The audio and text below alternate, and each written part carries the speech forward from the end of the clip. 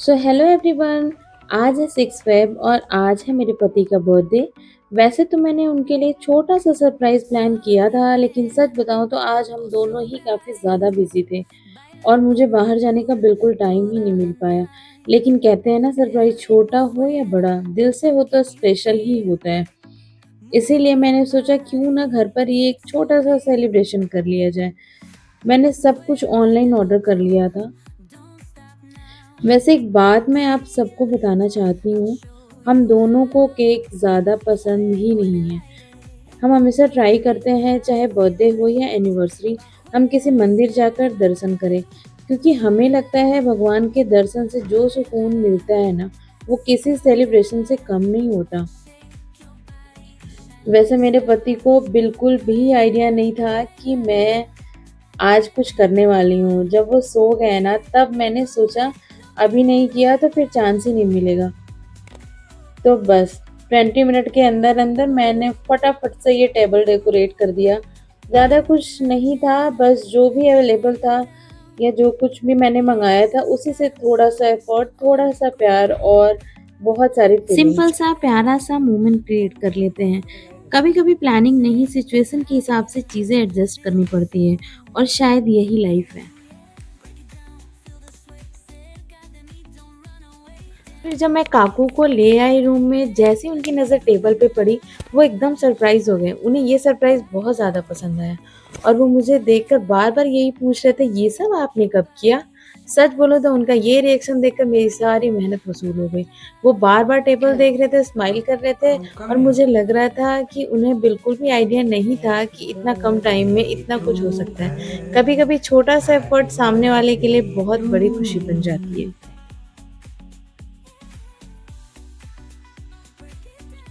और फिर हम दोनों ने केक कट किया, एक दूसरे को केक खिलाया। कोई बड़ी पार्टी नहीं, कोई लाउड सेलिब्रेशन नहीं, बस हम दोनों और ये छोटा सा मोमेंट। सच कहूँ तो दिन भर की थकान के बाद ये सिंपल सा सेलिब्रेशन बहुत सुकून देने वाला था। और फिर हम दोनों बस सोने चले गए।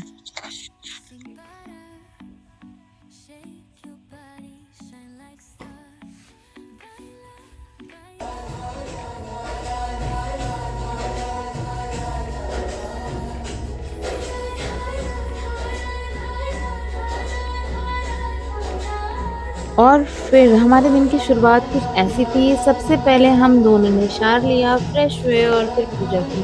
उसके बाद हमने भगवान के लिए भोग बनाया, क्योंकि हमें लगता है दिन की शुरुआत भगवान के नाम से हो तो पूरा दिन अच्छा जाता है।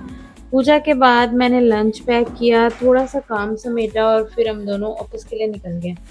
सिंपल सा दिन, रूटीन वाली लाइफ, लेकिन मन में सुकून और ग्रेटिट्यूड बहुत था।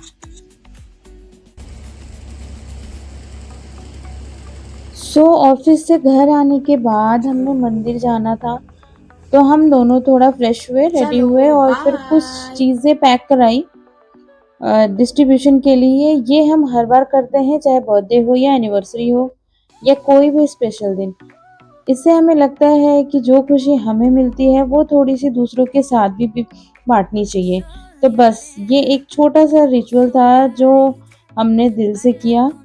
फिर हमने मंदिर में दर्शन, और ये मंदिर काफ़ी बड़ा और बहुत खूबसूरत है। हम यहाँ अक्सर आते रहते हैं और जब भी आते हैं तो थोड़ी देर बैठ के शांति से दर्शन करते हैं।